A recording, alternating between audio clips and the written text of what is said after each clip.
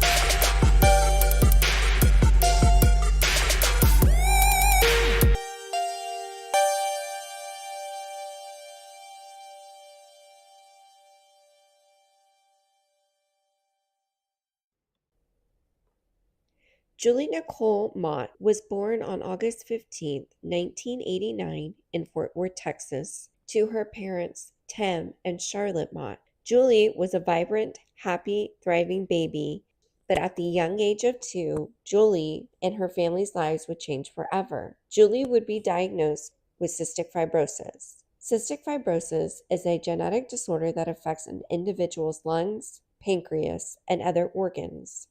According to the Mayo Clinic, cystic fibrosis affects the cells that make up mucus, sweat, and digestive secretions. These secretions often end up causing major blockage in the pathways, especially in the lungs and pancreas, often leading to other health problems and complications associated with this disease. It is a progressive disorder, meaning it tends to get worse over time. In the U.S., babies are tested when they are born, and a majority of individuals diagnosed are done before the age of 2. In the United States, there are about 40,000 individuals living with cystic fibrosis.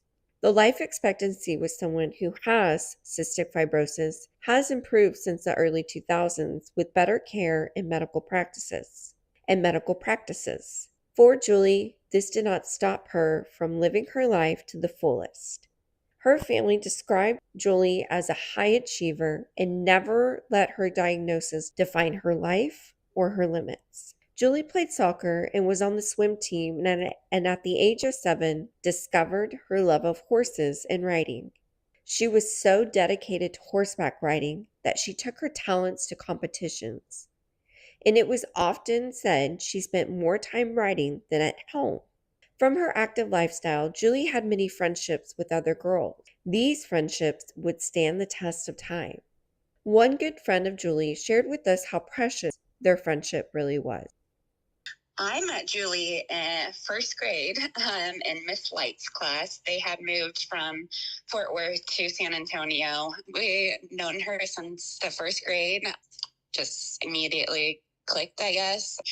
Her mom also worked at the elementary school, which was nice. You would have never known she had a deadly disease. She just, I think one of our girlfriends said it best at her funeral was that Julie was fearless, and very true. Yeah, she was just so sweet, just a really, really good friend. Growing up, my parents were divorced and really didn't like going to my dad's on the weekend by myself. So Julie would tag along with me, and yeah, we would spend every summer she would have to be hospitalized for like treatment stuff. Me and the girlfriends, like, we really wanted to make Julie, and her mom wanted her to have as much of a normal childhood as possible. So we would have slumber parties at the hospital with her. She was an animal lover. She rode horses. Yeah. So not only did she love horses, but it was also good for her cystic fibrosis because the bouncing shook up the mucus in her lungs. So it was kind of a win-win. She even had her own horse named Benny. But yeah, she just was just a joy to be around. Julie was always surrounded with love. From friends to her family, she had a very tight-knit relationship, especially with her mother, Shannon. Through all the doctor's appointments and just as a mother who would do anything for her daughter, Shannon and Julie were always together, navigating the day-to-day of dealing with cystic fibrosis. Julie would continue to live out her life, doing the things she loved, but the complications would take its toll on her. And sadly, at the young age of 25, Julie would peacefully pass away at her home in San Antonio, surrounded by her family on August 8, 2015. Julie's family would have to come together to make her final arrangements and plan for the unthinkable as the family grieving the loss of their daughter. Julie's family actually had their own personal connections, being family friends with founder and owner of Mission Park Funeral Homes, Dick Tips. Mission Park Funeral chapels, cemeteries, and crematoriums boast it offers a full range of services for all faith backgrounds, and I quote, provides a beautiful oasis both in times of need and subsequent memorial and remembering, end quote. There are chapels and cemeteries all over San Antonio, and it has become a city staple in offering funeral services. It is quite an impressive feat they have left on the city. So, Dick Tips personally knew Shannon and Tim Mott, and it was reported later on that Dick knew Julie and had met her on an occasion. Arrangements were set for Mission Park Funeral Chapels North, which is located on 3401 Cherry Ridge Drive. Visitations were to be held on Friday, August 14th, 2015, from 6 to 8 p.m. Then the actual service would be held on Saturday, August 15th, 2015, at 12 p.m. It was after that that Julie's body would be sent off to the crematorium so her family could receive her ashes. That Friday, Julie's family and friends attended the visitation, which allowed an open casket and viewing of Julie's body at the funeral home. The next day, services were held at the funeral home, with many guests and visitors attending. One of these visitors was a man named Bill Wilburn. Bill was described as Julie's ex-boyfriend and someone that we will continue to speak about throughout the story. So after the funeral service on Saturday, Julie's family and friends would leave to attend a reception off-site, leaving Julie's body in the care of Mission Park as it was intended to be cremated. That was the plan. The funeral home closed up for the night. Workers left. The building was locked up and a security system was set in play.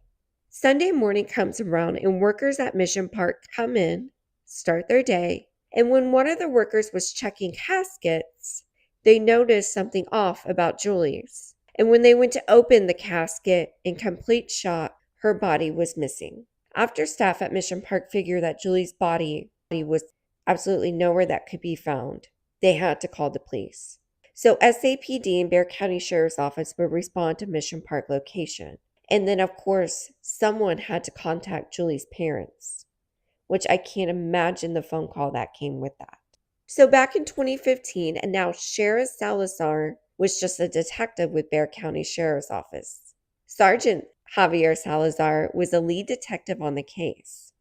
It was reported after checking punch clock with employees and canvassing the area, there was no notable forced entry. It didn't look like someone broke into the place, no other disruptions were found, or missing bodies were identified. There was supposedly an ADT alarm system that was activated the night of, but there was no reports of any troubles with the alarm system. Also, there was absolutely no camera surveillance at all, not in the building and not outside the building. The theories around the exact time of Julie's body disappearing differ. Some say that it happened between the time of the service ended on Saturday to the time the workers even closed for the work day. or it happened when the funeral home was already closed and before they opened back up in the morning. Regardless of no surveillance or anything else to work off of, Julie Mott's family was absolutely devastated. Her father would share this story with anyone who would take the time to listen and trying to find Julie's body or anything that might have happened that day. Her dad, Tim, stated, "We just want our daughter's remains returned so we can have closure." This is where the owner of Mission Park Funeral Home, Dick Tips, also went on camera to share his views and feelings, saying, I quote, that Julie was a person he knew and he wants her back. Dick Tips would actually go on to offer an award for anyone who knew the whereabouts of Julie's body. So there were some questionable actions taken by the workers at Mission Park, and I think, of course, the apparent lack of no security cameras or even security checks in general. If it was an open to the public facility, was there anyone at the door checking guests? Are the bodies just freely stored in the back? Dick Tips did also admit to changes in these lack of security areas needed to be updated. He would also go on to say, in his own opinion, and I quote again, but that maybe it was someone who didn't not want her to be cremated, and maybe it was someone against that, end quote. Dick Tips would also go on and offer up to a $20,000 reward for information leading to an arrest of whoever took Julie's body. Police, including Sergeant Salazar, never made official statements in the beginning of any suspects, just that everyone and anyone were being looked at as potential suspects. And this was a very odd case, with no real leads or any video, traces, or ideas of how anyone would even be able to get the body transported out of Mission Park. It really was one dead end after another. With that, time would pass. Now, there was some speculation on her ex-boyfriend at the time, Bill Wilburn, but again, everyone was looked at as a possible suspect. Julie's family had also expressed their suspicion with police, as Bill's behavior towards Julie felt borderline obsessive. Bill would tell reporters that he cared deeply for Julie, even though she was dying of cystic fibrosis, but wanted to be there for her no matter what. He felt that Mission Park had something to do with her disappearance and wanted them to know he was always around. Bill would be continuous in the news related to Mission Park itself, and his behavior is what got him a no trespassing order put against him in 2016. This was after Bill called Mission Park home over 200 times, and he was seen repeatedly at Mission Park North and or trying to get into the funeral home. He would eventually break that order, and he ultimately found himself guilty of criminal trespass. To this day, Bill stands by his innocence and believes Mission Park and its owner, Dick Tips, had everything to do with Julie's body going missing. And I've had the opportunity to converse with Bill Wilburn, and I will say that he is a very passionate individual, and I do believe that he truly did care about Julie. And I think that caring might have gotten a little bit over excessive when trying to get those demands and hoping that he would see something happening at Mission Park to say, hey, they're doing something shady over here. We should pay more attention to them.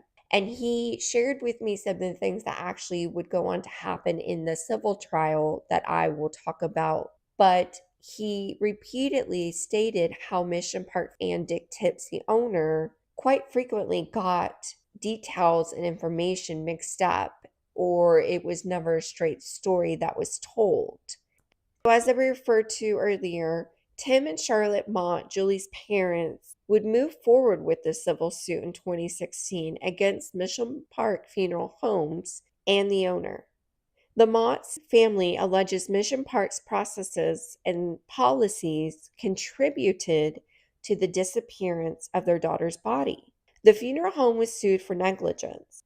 Attorneys for the Mott family directly put the blame on the lack of the security system and how employees were not adequately trained. Of course, Mission Park had some of the top lawyers in Texas, and it is said that they spent over $1 billion in trying to defend their case. The lawyer for Mission Park argued that the theft of Julie's body was not something the funeral home could have anticipated. They also pushed the blame back on Bill Wilburn, as he was described as the obsessive boyfriend and did not want her to be cremated. that, which is still, if that is true, you still failed at keeping her body safe in your care when she was supposed to be getting cremated, and still is considered negligence. Multiple people testified in this case, including Julie's family and funeral park employees. It also came to light that Mission Park Funeral Homes used a third party that subcontracted employees to come and work with the funeral home, giving them access to the building at all times. It was also shared that Julie's casket was in the hallway awaiting transportation to the crematorium when the funeral home locked up for the night. When discovered in the morning, the employee testified the hinges on the casket were broken. This information was never released before, and it really just went to show how much Mission Park didn't know about what really happened that day and how Julie's body got out of the funeral home itself. After 2 hours of deliberations, the jury would come back and find Mission Park Funeral Homes responsible for the loss of Julie's body and awarded the Mott family $8 million. Tips would go on to say a few things about this case and verdict, saying he was not surprised, but that, and I quote, they can't make a complete decision without having all the facts. And they don't have anywhere near all the facts. They're missing about 80%. There's no question the body was stolen, and one day you'll see the truth, and we will all understand the truth, end quote. So what the truth is and what Dick Tips knows that nobody else knows, I guess, information that could lead to her body. It's just very interesting that he had so much to say within this case, and him being quoted and in front of the cameras and being able to share so much of his own theories and ideas. But in the fact, Julie Mott's body is still missing. And to this day, Julie's family is still looking for answers. In fact, Mission Park Funeral Home has not stayed out of the light since then, and only has faced more criticism from other customers. I found online that several families have had issues with Mission Park, specifically the south location and with the cemetery. Some of the stories included family members' bodies that were not the correct body. So a viewing was to happen and the family went in to see the body before it started, and it wasn't the correct body. Funeral workers had to spend time to locate the correct body before the services could start. Another individual shared that in the embalming and makeup was so overly done, it did not even look like their family member anymore. And their family members' names on headstones were completely misspelled. Yet, after pleading with Mission Park, nothing has ever been done to rectify the issue. This individual still to this day will sit outside Mission Park South with signs and to protest the establishment. I actually saw the video and pictures of this Mission Park. Now, Mission Park Cemetery, I have seen the videos and pictures of families that are pleading with Mission Park to get their grave sites fixed and headstones repaired. There are visible tire marks in these videos. You can see employees driving over burial sites. That is a very disheartening thing for families to see, and I can't imagine trying to get loved ones' grave sites to be protected in a cemetery. To this day, Julie Mott's body is still gone. There have been no tips, there have been no new leads, and there has been no new information as to who, as to what, as to why someone would want to take her body. Of course, I'd like some answers to what happened. I'd like to, her wish was to be cremated. Her family has this urn they showed me, it's got like a horse head on top of it that Julie picked out, and they can't continue her wishes. I'd also like people to be more aware of the disease, because not a lot of people know about cystic fibrosis. Yeah, I'd really like her story to be known, not just like how, the bad part that happened to her, but just exactly like you said, who she was as a person, and like people to know a little more about cystic fibrosis. Maybe we can find a cure one day. To this day, Julie Mott's body has never been found. There have been no new leads and no information as to who or why anyone would want to take it. If you know or know someone who may have information about the disappearance of Julie Mott, please contact San Antonio Police Department at 210-207-7781. You can also report anonymously online anytime at p3tips.com. And if you would like to learn more about cystic fibrosis and how you can help spread awareness, you can visit www.everydaycf.com. Thank you for listening to our story today. And remember, True 10 is brought to you by you, our listeners and supporters. You can follow us on Spotify, YouTube, Instagram, and join us on Facebook. And remember, stay safe, San Antonio.